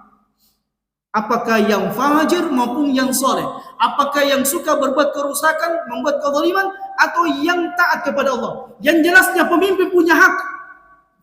Dan siapa yang melepaskan haknya dari pemimpinnya, maka dia zalim. Bahkan ada ancaman dari Nabi SAW, siapa yang melepaskan ketaatan dari pemimpinnya, misalnya mungkin presiden kita sekarang ini, Pak Joko Widodo, semoga Allah memberikan kepadanya petunjuk. Lihat zaman rahmatullah, bagaimana Islam ini mengajarkan kepada kita etika. Bagaimana mengajarkan kepada kita adab. Bagaimana mengajarkan kepada kita untuk tidak suka mencela, untuk tidak suka memaki, untuk tidak suka menghinakan pemimpinnya. Tidak boleh. Karena pemimpin hadir, Allah yang tunjuk, Allah yang pilih. Contoh misalnya, saya kasih antum contoh. Ketika terjadi hujan badai yang sangat besar, kemudian banjir, Nabi SAW memerintahkan kita untuk menahan lisan dari mencela apa? Hujan, mencela badai. Karena kenapa? Yang menggiring, yang membawakan badai ini, musibah ini siapa? Allah Tabaraka wa Ta'ala. Sama. Karena para ulama mengatakan, kalau ada pemimpin yang zalim, maka itu adalah hukuman Allah kepada kalian. Dan ketika hukuman ini datang, apa kalian menghina hukuman itu? Mencela hukuman itu? Merendahkan hukuman itu? Yang pada hakikatnya kalian menghina siapa? Allah Tabaraka wa Ta'ala. Sudah terbongkar ikhwan, syubhat yang ada di kepala. Jadi jauhi yang namanya menjadi provokator dalam pembahasan. Ini fitnah yang besar. Sesama kaum muslimin. Di antara kita ini gontok-gontokan, saling caci memaki. Makanya tahun politik, kenapa dikatakan tahun fitnah? Karena di tahun politik inilah kaum muslimin kemudian saling gontok-gontokan. Di zaman fitnah inilah kaum muslimin saling caci memaki. Di zaman inilah kaum muslimin saling berhadapan-hadapan. Dan pernah terjadi bagaimana demonstrasi pada tahun 2019 itu ketika diumumkan pemimpin, turunlah orang-orang jenggotan. Turun orang-orang yang celana cingkrang. Turun orang-orang yang mengatakan saya di atas sunnah. Turun orang-orang yang mengatakan di atas manhaj salaf. Turun di demonstrasi, mengambil batu, mengambil ketapel. Bahkan pada saat itu sudah ada isu, ada senjata yang sudah disiapkan. Sudah berhadapan kaum muslimin. Apa yang terjadi zaman rahmatullah? Kalau terjadi kerusakan itu, masih bisakah kita sholat seperti ini? Masihkah kita bisa mencari maisha dengan kerusakan yang ada? Tidak, demi Allah. Nanti kita akan sebutkan. Kenapa Nabi SAW memerintahkan kita bersabar dengan pemimpin yang zalim? Karena subhanallah, masya Allah ikhwan, ini adalah merupakan wahyu yang Allah berikan kepada kita. Saya jelaskan sedikit, karena sudah waktu mau habis. Karena kenapa? Kalau sudah terjadi pergolakan, sudah terjadi perpecahan, sudah terjadi yang namanya berhadapan kaum muslimin, sudah berhadapan antara kaum muslimin dengan yang muslim yang lainnya, saling menghalalkan apa? Menghalalkan darahnya. Halal darahnya itu, bunuh, tapek, lempari batu. Polisi orang Islam yang mendemonstrasi muslim, saling berhadapan ikhwan, saling memukul. Ini kalau sudah muncul, siapa yang bertanggung jawab di hadapan Allah? Dai-dai yang menyuruhkan jihad. Dai-dai yang suka memprovokasi masyarakat. Inilah bahayanya kalau ada dai, ada ustadz, ada kiai, siapapun dia, kainan mankan, siapapun modelnya, mau habaib, mau apa, kalau dia suka memprovokasi manusia di podium untuk mencelah pemimpinnya, untuk menghina pemimpinnya, untuk mengangkat senjata, memberontak kepada pemimpinnya, ketahuilah dai ini adalah dai menyeru kepada neraka jahanam. Karena tidak sesuai apa yang Nabi SAW sampaikan kepada mereka. Ini banyak sekali dalilnya. Ada sekitar 30-an. Kalau saya mau baca dah habis ini waktu. Belum perkataan para ulama, belum perkataan orang-orang soleh, belum kisahnya Hajjaj Ibn Yusuf saya kisahkan. Di kitab ini sangat bagus kalau antum baca. Min sirah ulama salaf indal fitan. Bagaimana para ulama-ulama kita menyikapi fitnah. Karena antum harus tahu sedikit. Hajjaj Ibn Yusuf ini ketika terjadi pergolakan, manusia ingin memberontak kepadanya, ingin menggulingkannya. Siapa yang memprovokasinya? Antum tahu tidak? Di antaranya adalah Ibnul Ash'ath. Ibnul Ash'ath ini siapa? Dia adalah seorang alim, seorang faqih, seorang ahli hadis, seorang alim, seorang abid. Mungkin kita mengatakan tidak ada yang selevel di zaman kita ini ilmunya. Dia ulama di zamannya, tetapi dia yang memprovokasi masyarakat untuk mengkudeta siapa? Hajjaj Ibn Yusuf. Jadi kalau ada hari ini ustadz, dai, kiai yang terjatuh memprovokasi masyarakat untuk melakukan demonstrasi, itu sudah ada sejak dahulu dan mereka selalu, ketahuilah ikhwan, ini luar biasa. Tidaklah orang itu ketika Allah timpakan bencana kepada mereka dan mereka menghadapi bencana itu dengan tidak sesuai dengan jalan yang Allah berikan kepada mereka, mereka hadapi fitnah ini, pasti Allah hinakan dia. Antum harus tahu. Karena kenapa? Betul saja ketika Ibnul Ash'ath ini berhadapan dengan pasukannya Hajjaj Ibn Yusuf, dikalahkan. Sebagian para ulama itu ditebas kepalanya. Tidak main zaman rahmatullah. Hampir ribuan para ulama yang mengikuti Ibnul Ash'ath. Orang-orang ustadz kiai yang mengikuti Ibnul Ash'ath ini untuk mengkudeta Hajjaj Ibn Yusuf. Tidak main-main. Mereka goyang, mereka goncang. Dan kata para ulama ketika terjadi fitnahnya Hajjaj Ibn Yusuf, cuma 2 orang yang selamat. Yang pertama adalah Mutarrif Ibn Abdullah Asy-Syakhir, inilah diantara tabi'in yang beliau hidup di zamannya Nabi, lahir di zamannya Nabi SAW, dan kemudian Muhammad Ibn Sirin. Hanya 2 ulama yang tidak ikut mengkudeta Hajjaj Ibn Yusuf. Selebihnya ulama-ulama yang ada pada saat itu turun ke jalan. Mereka kemudian memprovokasi masyarakat untuk mengulurkan pedang melawan Hajjaj Ibn Yusuf. Dan apa yang terjadi zaman rahmatullah? Semua orang-orang yang berada di kubunya Ibnul Ash'ath ini, seorang ulama di zamannya, tidak tersisa. Di antara mereka dipancung, di antara mereka disiksa, di antara mereka dibunuh. Inilah yang kata para ulama. Kenapa Nabi SAW memerintahkan kita bersabar? Karena kalau sudah terjadi yang namanya chaos, tahu ki chaos Pak? Chaos ini pernah terjadi di zamannya Presiden siapa? Gus Dur. Chaos ini kita pernah rasakan ketika terjadi apa? Perang di Ambon dengan Poso. Yang namanya chaos itu Pak, sudah tidak berlaku lagi undang-undang. Yang namanya chaos itu sudah tidak lagi berlaku aparat. Yang namanya chaos itu, inilah bahaya kalau sudah chaos. Apa yang chaos? Pada saat itu keamanan sudah tidak stabil lagi. Pada saat itu nyawa sudah terancam, jiwa sudah terancam, istri-istri kita sudah terancam. Apakah yang ini kita inginkan? Tidak, zaman rahmatullah. Sungguh nikmat aman. Makanya Nabi SAW mengajarkan, memerintahkan kepada kita untuk bersabar menghadapi pemimpin. Karena apa? Karena kalau kita mengkudeta, mengangkat senjata, memberontak kepada pemimpin, maka kita akan berhadapan dengan pasukan-pasukan yang mungkin tidak selevel dengan kita. Makanya pembahasan yang terakhir ini banyak sekali hadis-hadisnya. Terakhir yang saya sebutkan, perkataannya Syekhul Islam bin Taimiyah rahimahullah, ini sangat indah buat antum. Syekhul Islam bin Taimiyah rahimahullah mengatakan, la yajuz inkar al-munkar bima huwa ankara minhu. Ini nasihat buat kita para dai, para ustaz-ustaz yang menegakkan amar ma'ruf nahi munkar.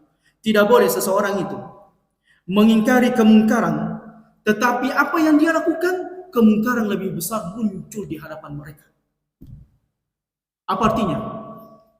Kembali kepada pemimpin. Ketika kita melihat kemungkaran kepada pemimpin, dan kita ingin mengubah kemungkaran itu dengan apa?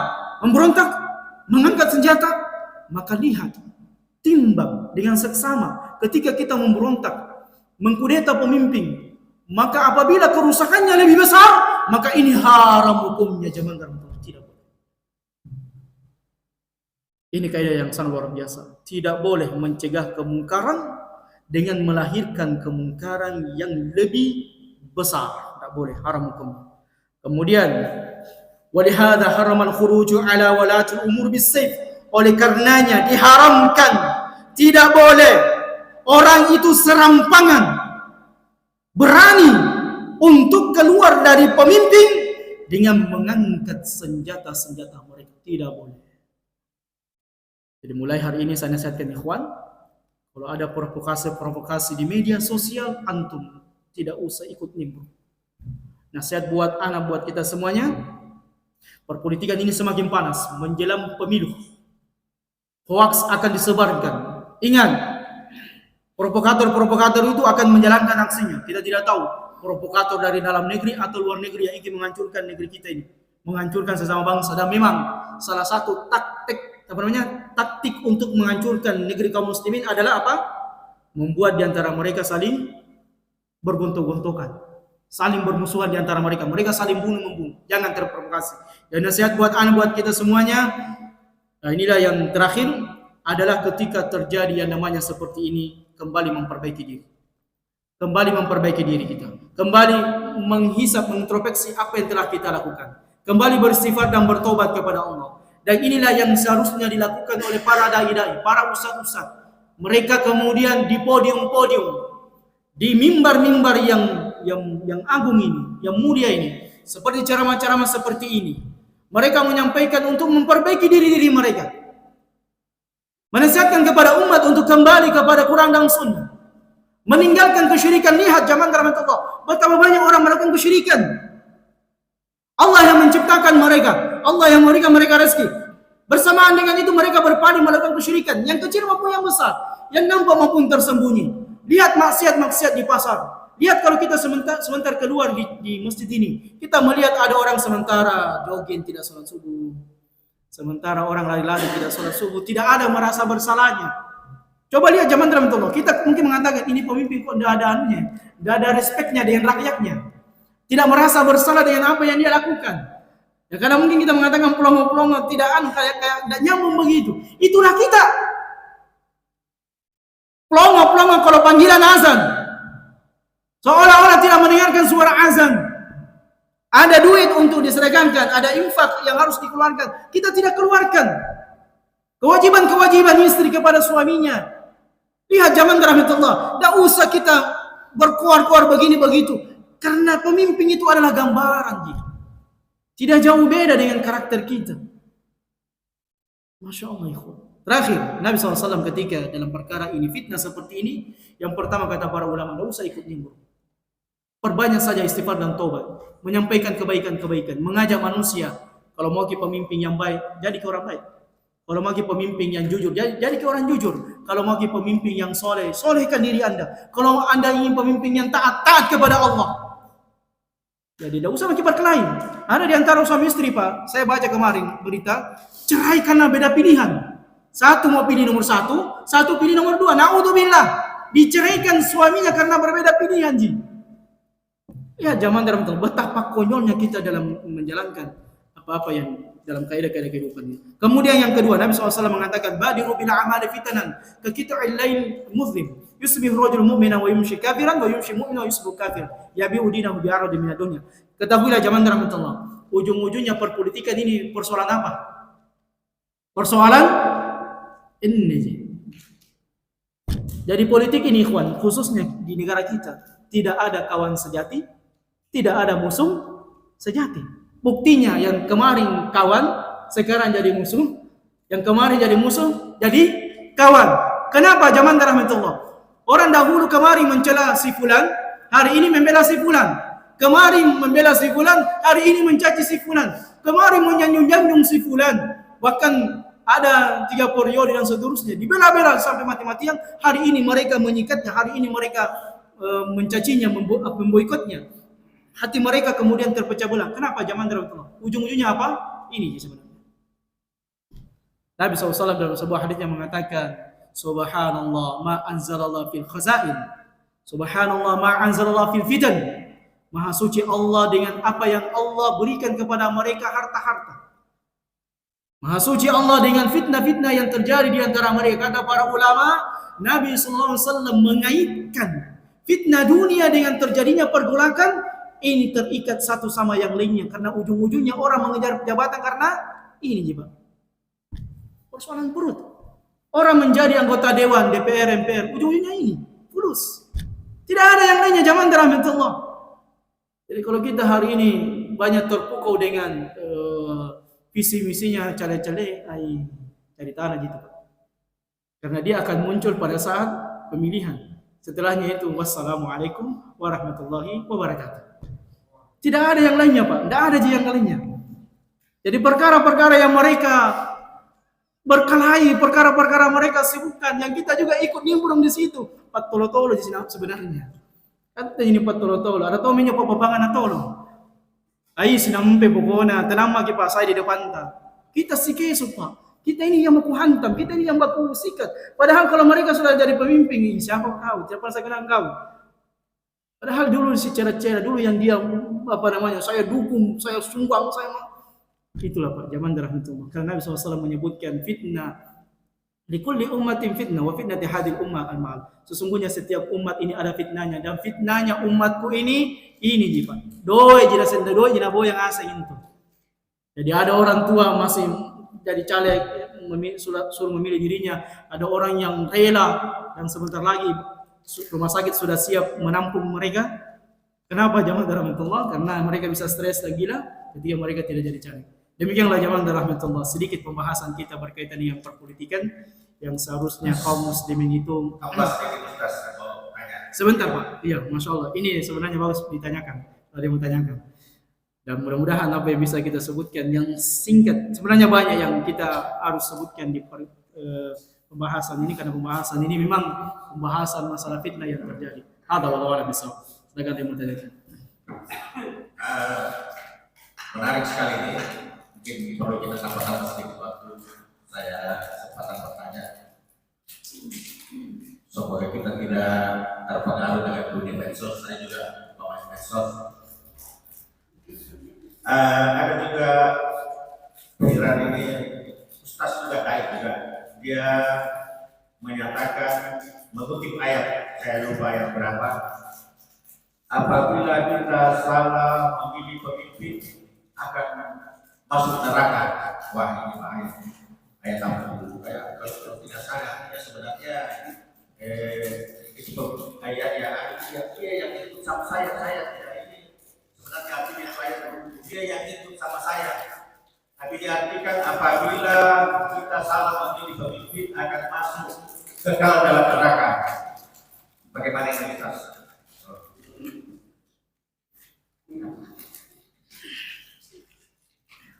Bismillahirrahmanirrahim. Wassalatu wassalamu ala Rasulillah wa ala alihi washabbihi wa tabi'in ihsan ila yaumil qiyamah. Yang pertama, perkataan ini kita tidak pernah dapatkan di dalam Quran maupun Sunnah Nabi sallallahu alaihi wasallam. Sehingga perkataan ini tidak bisa kita jadikan rujukan atau landasan untuk ikut nimbrung dalam perpolitikan.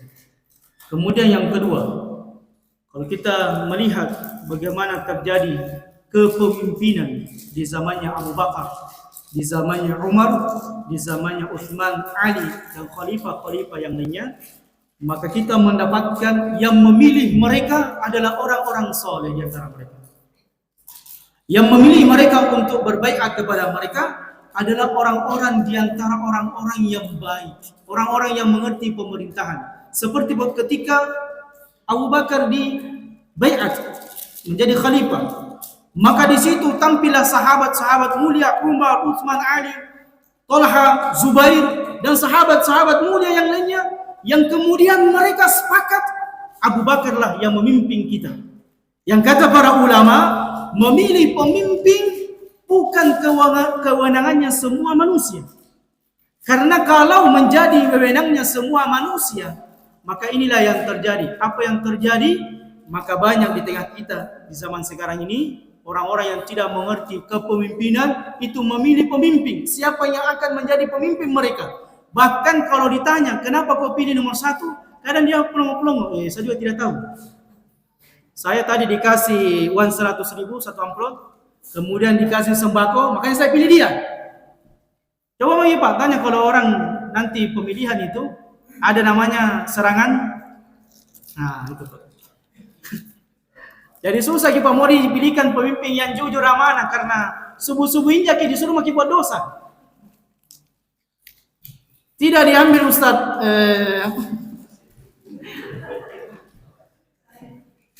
karena godaan uang merah itu sangat berat. Apalagi kalau ada berasnya dengan gulana dengan minyana, ai ibu-ibu tidak mentong kutusuk kipak. 10 kali kutusuk itu nanti. Jadi memang susah zaman rahmatullah. Kemudian nasihat buat kita semuanya, mungkin orang ini, dai ini tidak membaca hadis Nabi SAW berkaitan dengan munculnya pemimpin. Dan mereka tidak membaca sejarah. Sejak dahulu Pak, sudah ada pemimpin-pemimpin. Contoh misalnya, Bani Israel. Bani Israel ini ratusan tahun mereka ditindas oleh Fir'aun. Dihinakan oleh Fir'aun. Allah munculkan pemimpin untuk mereka Fir'aun. Disembelih anak-anak mereka, dihinakan istri-istri mereka, diperbudak mereka Bani Israel. Karena kenapa? Kita tahu perjalanan Bani Israel, mereka adalah umat-umat pembangkang. Kita tahu dari perjalanan Bani Israel, mereka ini adalah orang-orang durhaka kepada Allah. Kita tahu di zamannya Bani Israel, mereka banyak membunuhi para nabi dan rasul. Afakullama ja'akum rasulun bima la tahwa anfusukum mustakbartum fafariqun kadzabatum wa fariqun taqtulun. Apakah setiap kali ada nabi dan rasul datang kepada kalian, kalian berselisih, berpecah belah, di antara kalian meninggalkan sombong, meninggalkan nabinya, dan di antara kalian membunuh nabi itu.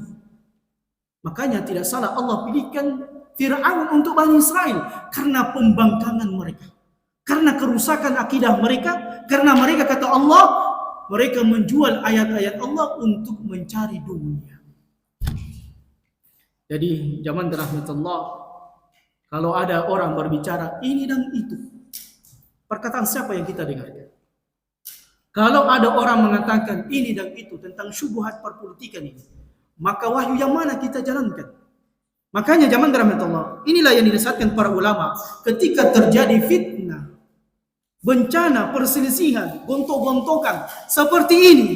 Dai fulan mengatakan demikian, dai fulan mengatakan demikian, dai ini memprovokasi umat, pilihlah ini dan pilihlah itu, dan tidak patut. Zaman rahmatullah, perpolitikan itu ada bahasa memilih dan memilah di podium-podium yang mulia ini, tidak patut. Karena kita sudah membaca keterangan orang-orang soleh, para ulama kita. Yang mana mau kita dengarkan? Wahyu yang Allah wahyukan kepada kita. perkataan-perkataan ulama Rabbani yang telah hidup di zaman fitnah yang pernah ada, ataukah orang-orang yang ada yang akan menjadi di antara sebab kehancuran umat ini? Tentunya kita mendengarkan wahyu-wahyu Allah, tuntunan-tuntunan Nabi SAW, karena inilah jalan keselamatan. Maka Nabi SAW mengatakan kepada kita, kalau kalian nanti mendapatkan orang sudah saling berhadapan, orang saling mengangkat pedang mereka, maka pergilah kalian ke gunung, gembalakan domba-domba kalian, patahlah pedang-pedang kalian, menetaplah di dalam rumah-rumah kalian, jangan ikat nimbrung dengan fitnah yang ada. Masya Allah ikhwan, mungkin tidak sampai akal kita, tapi inilah tuntunan wahyu. Lihat sahabat Uthman, ketika beliau sudah mulai orang-orang memboikot rumahnya, mengelilingi rumahnya, maka beliau tidak memerintahkan sahabatnya yang lainnya untuk memerangi muslim yang lainnya. Tidak, jangan rahmatullah, karena fitnah ini akan bergejolak. Dan ketahuilah, fitnah ini kenapa bergejolak? Karena di sana ada manusia yang tidak sabaran. Kemudian yang kedua, fitnah ini bergejolak karena ada dai-dai yang memprovokasi. Kemudian yang ketiga, fitnah ini bergejolak karena orang-orang tidak tadabbur dalam perkara tersebut. Sehingga para ulama mengatakan fitnah itu selalu dibawa oleh orang-orang yang tergesa-gesa, orang kajili-jili, orang yang tidak memiliki kesabaran. Lihat itu Pak, orang yang suka menghina pemimpin, orang yang mencela pemimpinnya. Di antaranya ada orang bukan seorang muslim,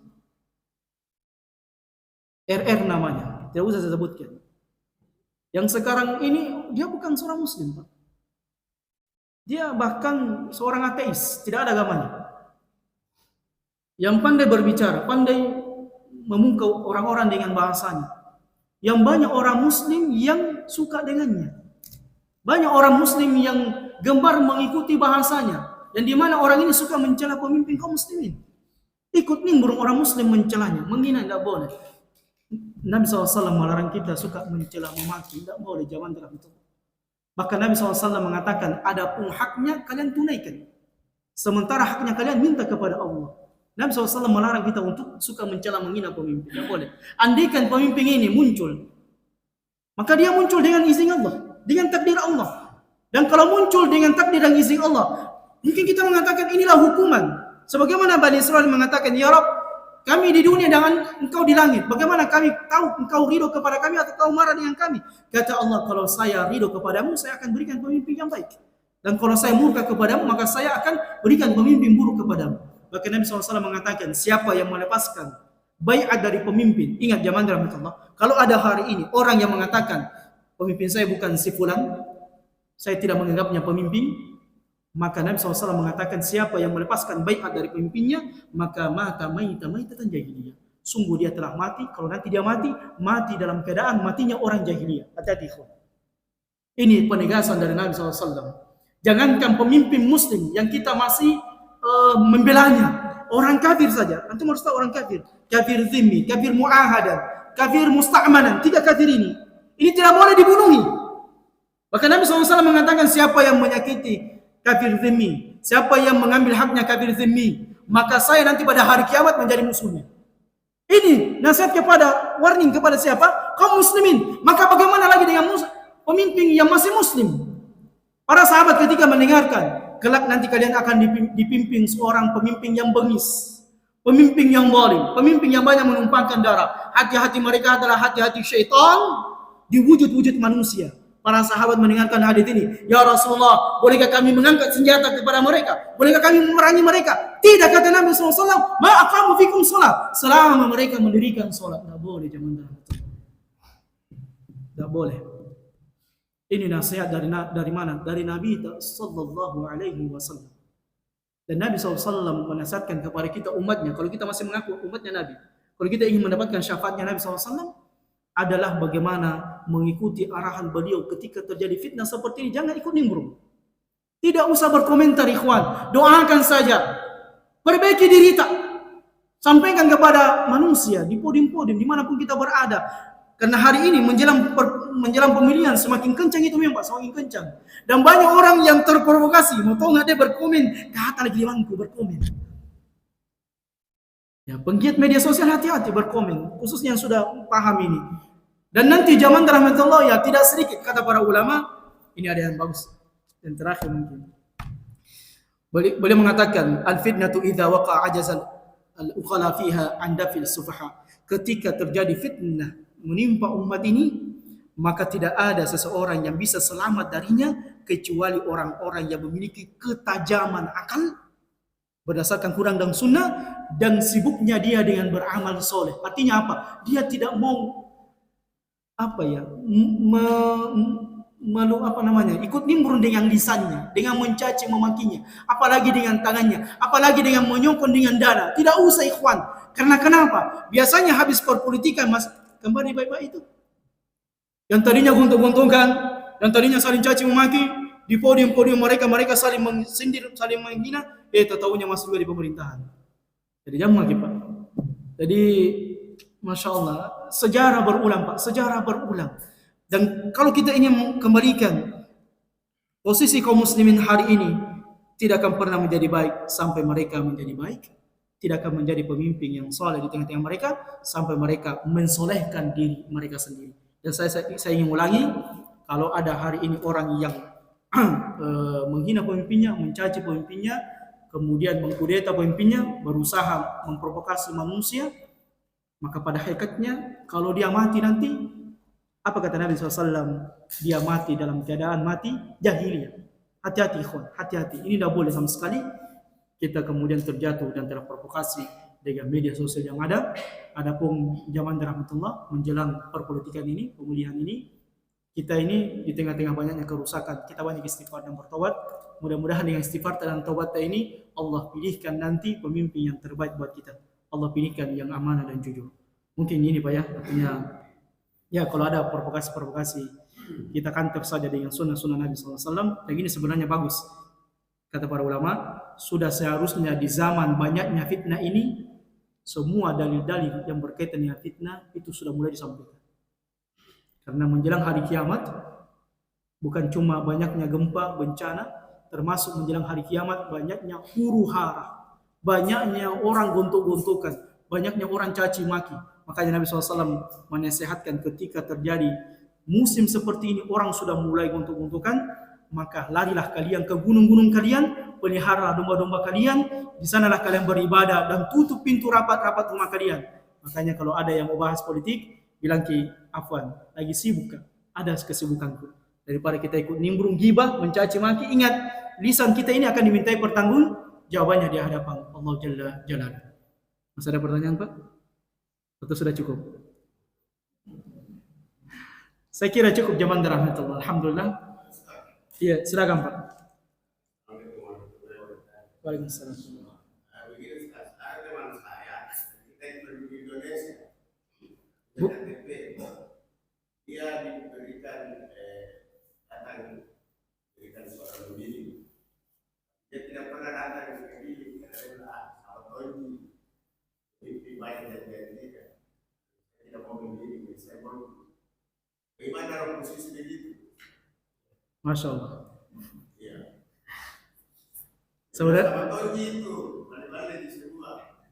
Sebenarnya kita sudah bahas dari A sampai Z tadi. Baik, jangan rahmatullah. Adapun negara kita ini, ya kita memang akui negara ini bukan negara yang menganut sistem kekhilafaan. Ini harus kita canangkan. Tetapi kita menganut sistem apa Pak? Jangan rahmatullah. Demokrasi. Dan demokrasi ini bukan lahir daripada rahim syariat Islam, tapi dia adalah merupakan produk apa Pak? Orang kafir. Kafirnya siapa? Yahudi dan Nasara.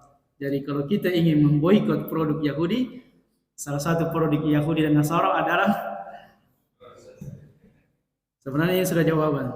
Kemudian yang kedua, ketika nanti terjadi pemilihan di sistem demokrasi ini terjadi khilaf di antara para ulama, dan tidak usah saya sebutkan karena nanti syubhat lagi di kepala tak. Karena kenapa jamaah rahmatullah? Saya sudah sebutkan tadi, fitnah syubhat ini kalau dia sudah berjalan di tengah-tengah masyarakat, jangankan orang-orang yang tidak memiliki kredibilitas dalam perkara syubhat, orang-orang yang berilmu saja terjatuh dalam perkara syubhat. Dia ikut akan nimbrung. Kemudian yang ketiga, berkaitan dengan pemilihan sistem demokrasi ini berat sebenarnya saya mau sampaikan. Syubhatnya tadi sampaikan Bapak, kalau kita tidak memilih, maka yang akan menjadi pemimpin siapa? Dari tiga ini misalnya, kita melihat dari tiga ini, satu yang pertama begini, dua yang begitu, tiga yang ketiga begitu. Pertanyaannya sekarang, apakah Anda sudah pernah melihat hati tiga orang pemimpin ini? Dibongkar hatinya Pak, dioperasi. Kemudian kita lihat hatinya. Dengan tuduhan yang kita tuduhkan kepadanya. Apakah sudah benar atau tidak? Sehingga kita menjas. Oh yang satu begini, yang dua begini, yang ketiga begini. Kemudian kita mengambil sebuah kesimpulan, oh yang satu ini begini, jangan dipilih. Yang kedua pilih saja, yang ketiga jangan. Contoh misalnya. Atau yang satu pilih, yang dua, tiga jangan. Seperti itu misalnya. Dari mana kita mendapatkan sumber kebaikan dan keburukan itu? Ada rekam jejaknya Ustaz. Tayyib, tidak bolehkah seseorang itu bersifat dan bertobat di akhir hidupnya? Ingat zaman rahmatullah, tidak boleh seseorang menjas orang begini, orang ini begini dan begitu sampai kita melihat bagaimana kematiannya. Sampai kita melihat kematiannya. Karena Nabi SAW mengatakan, innamal a'malu bil khawatim. Sesungguhnya orang itu tidak dilihat bagaimana proses kehidupannya, tetapi dilihat bagaimana dia berakhir. Sehingga kalau kita mengatakan begini dan begitu, contoh misalnya zaman rahmatullah. Taruhlah pemimpin yang dua tiga ini kita takutkan dia memimpin nanti begini nanti begitu. Kita sudah mendahului takdir. Kita sudah mendahului takdir. Karena boleh jadi Allah berikan hidayah. Ketika dia memimpin, dia Allah berikan hidayah, Allah berikan taufik. Selama dia muslim ikhwan. Dan kita subhanallah ikhwan. Dari zaman ke zaman, lisan orang itu tidak pernah lepas dari mencaci pemimpinnya. Mulai dari zamannya siapa? Pemimpin kita siapa presiden pertama? Soekarno. Apa orang katakan tentang Soekarno? Pak bunting-bunting ini usas. Di mana-mana ada istrinya. Kemudian yang kedua, kenapa dia digulingkan Presiden Soekarno? Karena pada saat itu dia memproklamirkan Nasakom. Apa artinya Nasakom? Nasional Komunisme. Yang terjadi kemudian pernah terjadi yang namanya kudeta pemberontakan G30S PKI. Makanya Pak selalu belajar kepada sejarah. Padahal Soekarno apa kemudian beliau bisa berikan kepada rakyat Indonesia? Beliaulah yang tampil memproklamirkan kemerdekaan negara Indonesia setelah 350 tahun dijajah, dihancurkan, di bumi hanguskan, dihinakan. Beliaulah kemudian memproklamirkan kemerdekaan kita. Kemudian datang Presiden Soeharto. Presiden Soeharto itu di apa Pak? Dikudeta Pak, digulingkan. Datang pemimpin setelahnya. Kemudian muncul bahasa lebih enak zaman kuto. Coba lihat zaman rahmatullah.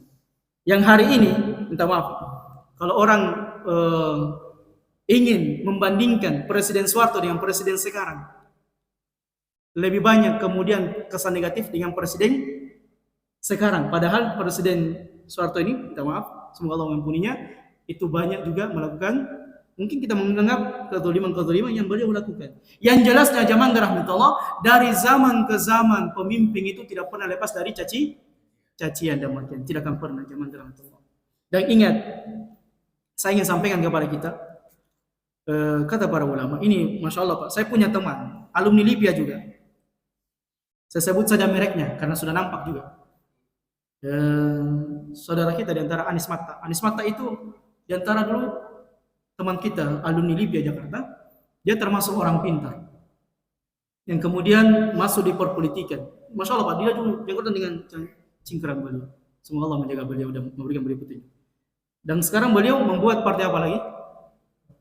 Gelora. Ya zaman rahmatullah. Banyak orang menginginkan kebaikan, yang tadinya orang-orang soleh menginginkan kebaikan, yang kemudian masuk di pusaran politik dengan niat ingin mengubah, ingin memperbaiki. Apa yang terjadi? Justru mereka ikut dengan arus yang namanya anggota kedewanan. Begitu pula zaman rahmatullah. Sebagian para ulama mengatakan ada orang baik, ada orang soleh, tapi ketika dia memimpin berubah hatinya. Yang tadinya dia jadi orang soleh, orang baik, ketika dia merasakan kepemimpinan, sudah enak yang namanya dilayani, punya pasukan, punya harta. Kadang orang bisa berubah. Jangankan pemimpin, Pak, kita saja yang tadinya miskin, tiba-tiba jadi orang kaya, tabang kana Cipuruna. Banyak, Pak. Tadinya, Masya Allah, sebelum tidak ada motornya, rajin bisa sembahyang. Sekalinya niat motornya, idenya waktu masih giga. Banyak, Pak, jangankan pemimpin kita, bisa berubah, Pak. Kita saja, sudah lama ngaji, sudah lama paham salaf, manhaj salaf, tiba-tiba berubah drastis. Tiba-tiba tidak pernah sembahyang, tidak pernah mengaji. Rusak apa? Kenapa? Karena dunia. Lihat zaman rahmatullah, betapa dunia bisa merusak seseorang. Makanya Nabi SAW di antara bentuk kerusakan umat ini, fitnahnya umat ini adalah harta. Makanya tidak ada itu Pak bunting-bunting orang miskin, itu jari. Yang banyak suka bunting-bunting siapa Pak? Yang suka kawin-kawin siapa Pak? Orang ini Pak, ada orang mau kawin. Kenapa gua larang? Nah mau aja itu perempuan? Jadi jangan heran Pak. Jadi kita tidak bisa kemudian menjudge seseorang kemudian ini baik atau buruk. Kemudian kita juga tidak pernah tahu bagaimana nanti setelah mereka memimpin. Yang jelasnya zaman rahmatullah, perbaiki diri kita. Allah akan memperbaiki diri kita. Ini sebenarnya Pak, sudah ada syubhat sebenarnya. Kalau saya bahas ini terpecah nanti lagi kepala tak. Jangan Pak. Itu ranahnya orang berilmu. Karena kenapa? Syubhat ini adalah merupakan diantara penyakitnya orang-orang yang tidak sampai kepada hal-hal syubhat. Makanya Nabi SAW mengatakan innal halala bayyin wa innal haram bayyin wa baina umur mushtabihat la ya'lamuna katsirun minan nas. Sesungguhnya antara halal dan haram ini ada syubhat dalamnya. Tidak banyak orang yang tahu tentang syubhat ini. Maka Nabi SAW mengatakan siapa orang yang suka berbicara tentang syubhat, maka dia akan jatuh kepada syubhat tersebut. Tetapi siapa orang yang lari dari syubhat itu, dia takut dengan syubhat itu, dia menjauh dari syubhat itu, insya Allah dia akan selamat. Maka mudah-mudahan, taruhlah misalnya kita pilih Ustaz, iya pilih di antara mereka dengan keadaan-keadaan mereka. Kalau kita memilih salah satu di antara mereka, kita akan dimintai pertanggungjawaban di hadapan Allah. Bukan atau baji, nggak pernah berubah. Tetap itu akan dimintai pertanggungjawaban zaman rahmatullah. Misalnya kita memilih salah satu di antaranya, mungkin kita mengatakan sistem demokrasi dan juga tidak dilarang oleh pemerintahan kita dan sebagainya dengan syubhat-syubhat yang ada, kita memilih di antara mereka dengan niat, dengan pemikiran orang ini baik, tapi kemudian nanti dia berubah di jalan. Dia kemudian terlena dengan kenikmatan kepemimpinan dan itu banyak kita jumpai, maka siap-siap nanti dimintai pertanggungjawaban di hadapan Allah Tabaraka wa Ta'ala. Intinya zaman rahmatullah, yang memilih dan tidak memilih nanti dimintai pertanggungjawaban di hadapan Allah.